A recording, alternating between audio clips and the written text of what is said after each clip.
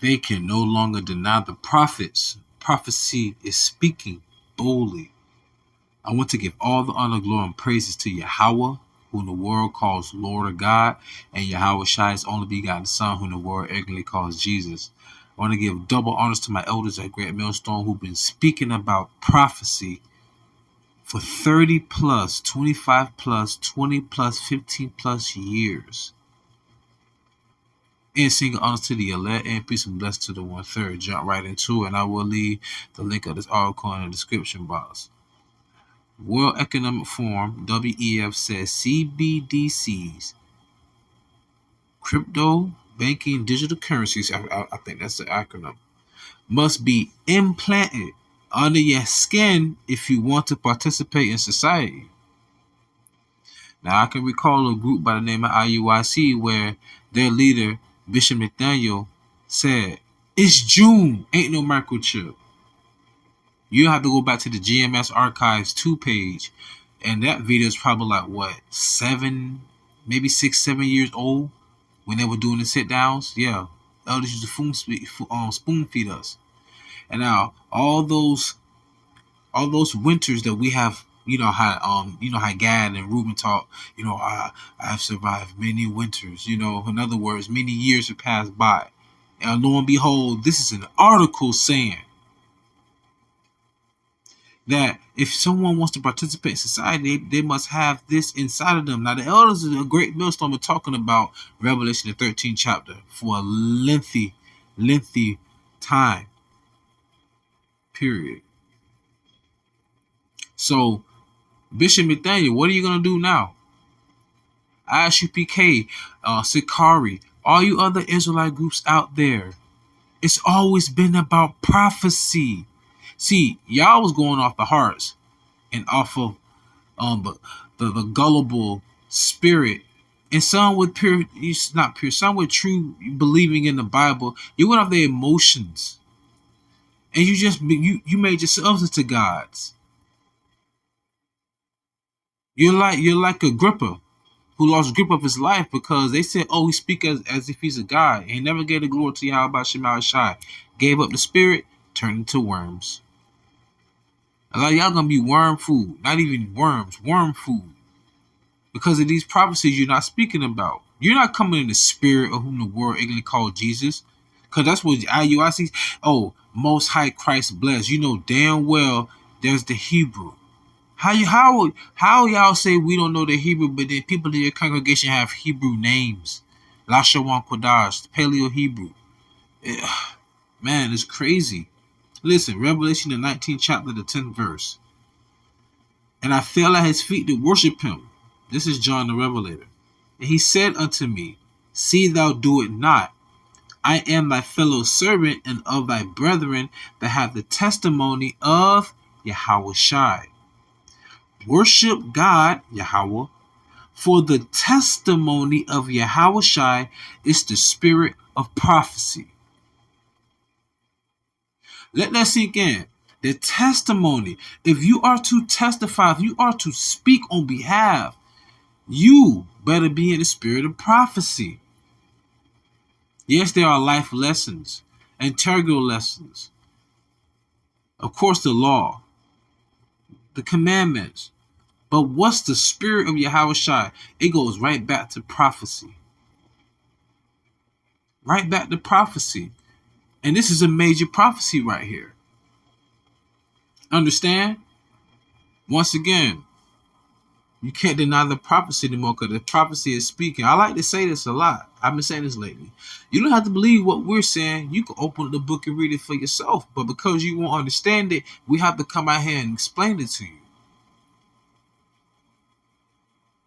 Now they're telling you, well, we coming out with it now, blatantly. This reminds me of Revelation, the 12th chapter. I think it's also the 12th verse, where it says, forgive me. Oh, pardon me. It's 3 in the morning. I ain't been asleep since I left the gym. And it says, "Rejoice ye heavens." And I think it said, "Mourn and weep for the inhabitants of the earth, because the devil, knowing he had but a short time, coming with great wrath." So right now, they tell you blatantly, boom. Here it is. Somewhere in the future, we're going to have to do this. But you know what I mean, y'all? We need to rejoice too. Because our salvation is nearer than we can ever believe. Through much tribulation shall we enter the kingdom of heaven. But this is something that we've been speaking about for the longest. Did we not expect it to come? But see, we knew it was to come. Because you have to be a prophet and have the spirit of a prophet. Remember 1 Corinthians, the 14th chapter. I think it's the 32nd verse or 31st verse. It says the spirit of the prophets are subject to the prophets. Oh, that made me, I want to change the title. I might just change the title to the spirit of the prophets are subject to the prophecies. It's all about prophecies, man. Listen to this. Amos 3:7. Surely the Lord God will do nothing, but he revealeth his secret unto his servants, the prophets. His servants, the prophets. His servants, the prophets. So the prophets will also possess what else? Faith. And you got to remember, that's a gift that's given. You can't just go up and pick it up yourself from Amazon. No. Or Temu now. Even YAHAWASHI said, you haven't chosen me. I've chosen you. I seen a brother upload the video and it said something to the extent of being predestined. Because I had to bring that out at camp, talk to the brother Shaw. My brother, we predestined. Before the foundation of the earth, the Lord told Jeremiah, I've known thee since the womb. So remember, it said the servants, the prophet. What does it also say in Hebrews the 11th chapter? It said it's impossible to please him without faith. And those that believe in him must believe that he is a rewarder of the rewarder of them that seek him diligently. So the prophets will always believe in the prophecies, because what do we possess that all the unbelievers don't have? Faith. So you can't. It said, matter of fact, it said it's the person. You know, it's impossible for you to serve the Lord. Forgive me. I mean, it said it's impossible for you to serve the Lord without faith. So only the prophets will have faith. Damn, that's another title. Only the prophets will have faith, man. That's why we believe in what we say. You don't have faith because you don't believe you'll be saved. So you don't want to believe it.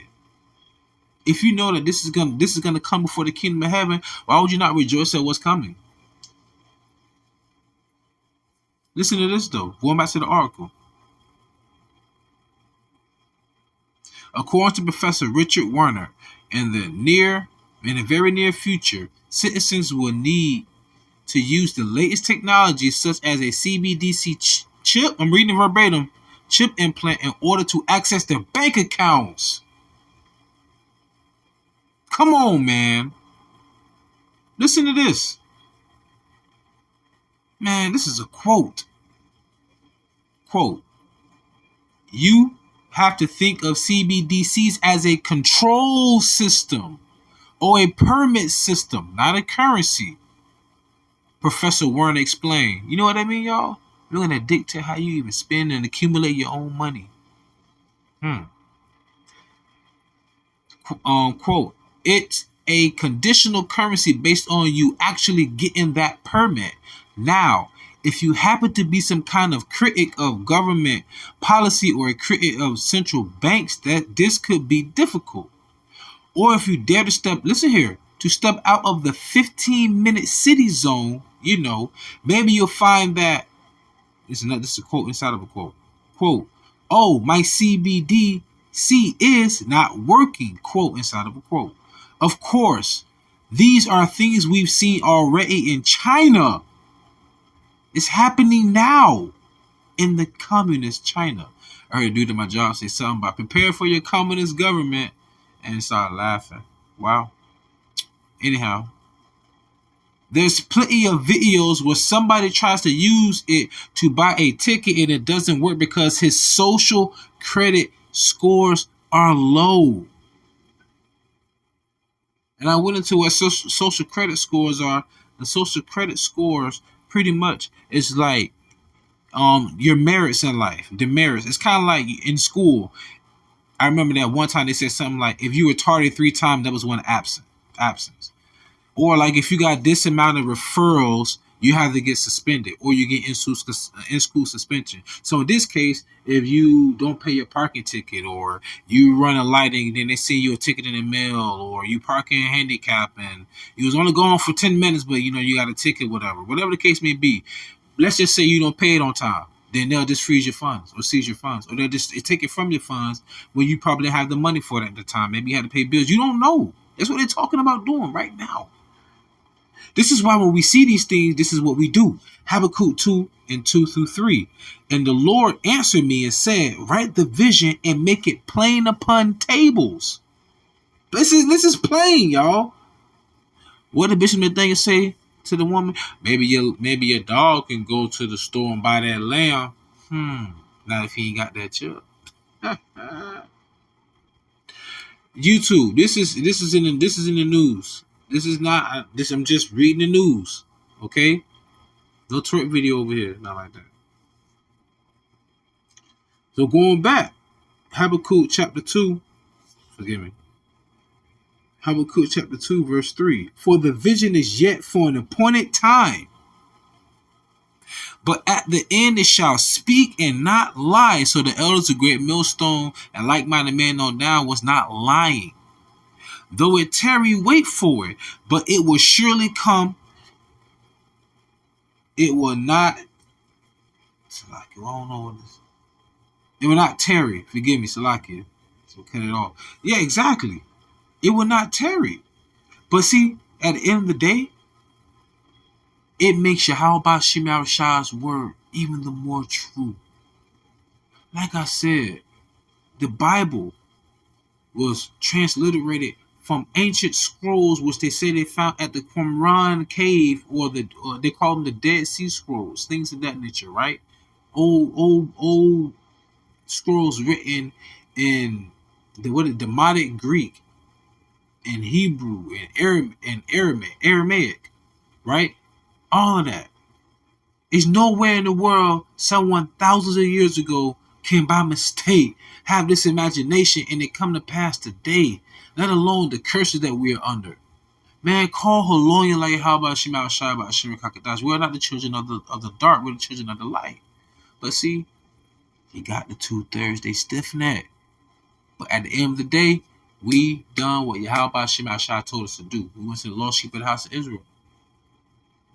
Some don't want to come to the light. They want to remain in the dark. They want to continue to walk around with their eyes wide shut. Ignorance is bliss. Anyhow, I'm going to close out with this precept. Ezekiel chapter 2, verse 3 through 5. And he said unto me, Son of man, I send thee to the children of Israel, to a rebellious nation that have rebelled against me. They and their fathers have transgressed against me, even unto this very day. Alright? This very day. Listen to this, though. It gets even better. Because the Lord sending us to them, right? For they are impudent children, foolish, and stiff-hearted, like grandma say. Boy, you hard-headed. I do send thee unto them. So that's what the elders been doing for decades out there.